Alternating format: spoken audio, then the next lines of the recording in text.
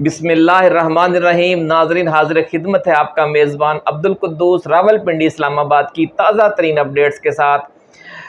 हज़रत अली रज़ी अल्लाह ताला अन्हु का फरमान आलीशान है कि जिसको उसके अपने छोड़ जाते हैं उसे पराए मिल जाते हैं, उसे नए लोग मिल जाते हैं। कोई दुनिया में तन्हा नहीं रहता, अल्लाह रब्बुल इज़्ज़त हर किसी को कोई ना कोई साथ मुहैया कर देता है।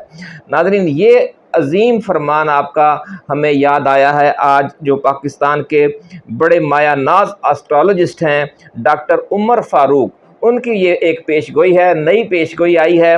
उन्होंने कहा है कि इमरान खान की ज़िंदगी में और पार्टी में नए लोगों की आमद होने वाली है। ये बड़ी खबर है नाज़रीन, हम आपके साथ शेयर कर रहे हैं कि इमरान खान की ज़िंदगी में भी और उनकी पार्टी में भी, यानी एक उनका निजी हवाले से भी उसके नए नए ताल्लुकात बनने नज़र आ रहे हैं और पार्टी में भी नए लोग आ रहे हैं और मुखलस लोग आ रहे हैं। यानी मुफाद परस्त जब गए हैं तो उनकी जगह पर नए लोग आएंगे और जो इस मुश्किल दौर में आएंगे लामहला वो मुखलस ही होंगे।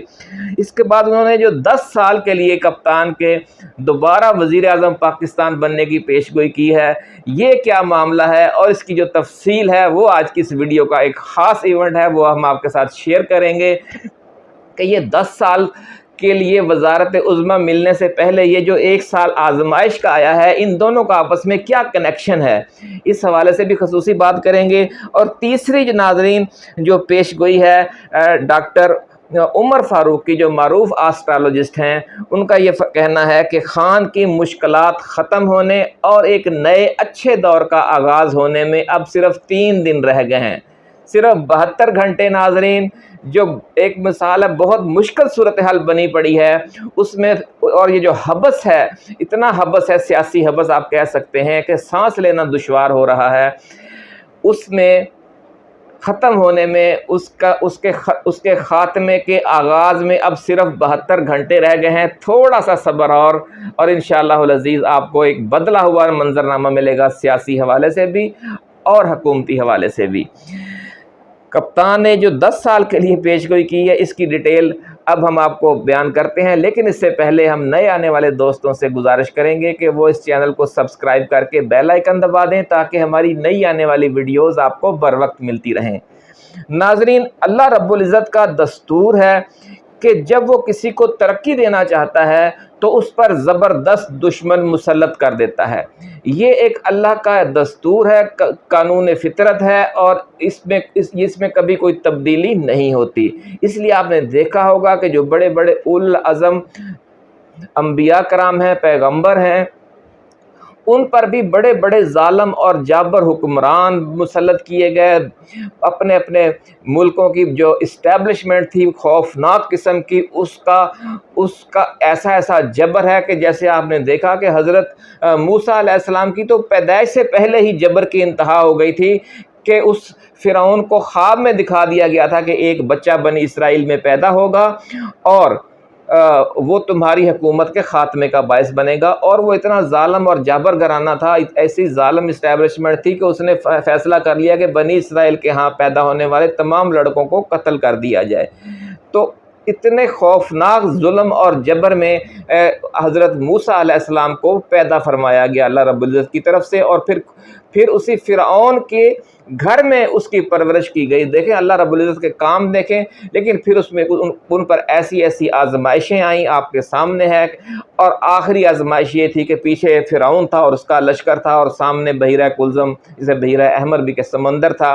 और फिर अल्लाह ताला ने कहा, हज़रत मूसा से कहा कि आप अपना असा मारे, और समुंदर फट गया और आपका काफ़िला वहाँ से गुज़र गया, बनी इसराइल का काफ़िला। और जब फ़िरौन वहाँ से गुज़रने लगा तो अल्लाह ताला ने उनको मिला दिया दोनों पानियों को और वो समंदर में गर्क हो गया। हज़रत इब्राहीम अलैहिस्सलाम पर किस तरह नमरूद मुसल्लत किया गया और इतना हुआ कि उस आग को आग में डाल दिया गया। और ख़ुद रसूलुल्लाह सल्लल्लाहु अलैहि वसल्लम पर जो कुरैश मक्का ने मज़ालम ढाए और पूरा अरब जिस तरह आपके ख़िलाफ़ ग़ज़वा खंदक में, ग़ज़वा बदर में, ग़ज़वा उहद में और ग़ज़वा हुनैन में किस तरह आप पर हमलावर हुआ और किस तरीके से कैसी मुश्किल सूरत हाल आपके लिए बनी। और उससे पहले जो हिजरत से पहले के 12-13 मक्की ज़िंदगी के बरस हैं, वहाँ उस वक़्त कैसी मुश्किलात झेलनी पड़ी।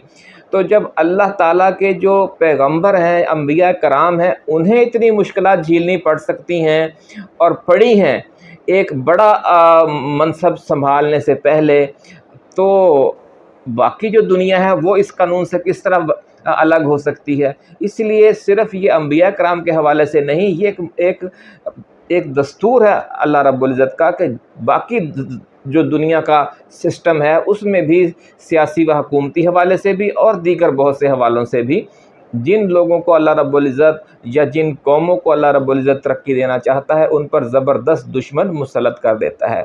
بعض اوقات یہ زبردست دشمن انسانوں کی شکل میں ہوتے ہیں، اور بعض اوقات یہ حکومتوں کی شکل میں ہوتے ہیں، اور بعض اوقات یہ موسموں کی شکل میں ہوتے ہیں۔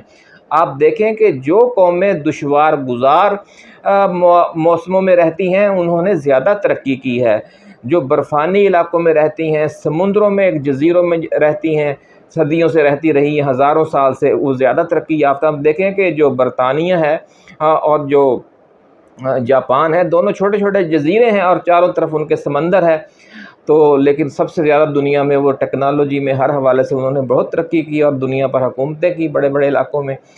اسی طرح جو مسلمانوں کے آپ نے دیکھا ہوگا کہ جن قوموں کو پر زیادہ بڑی آزمائشیں آئیں انہی نے بعد میں پھر ترقی کی، جس طرح ترکوں نے کی، اب 600 سال تک پھر حکومت کی دنیا پر۔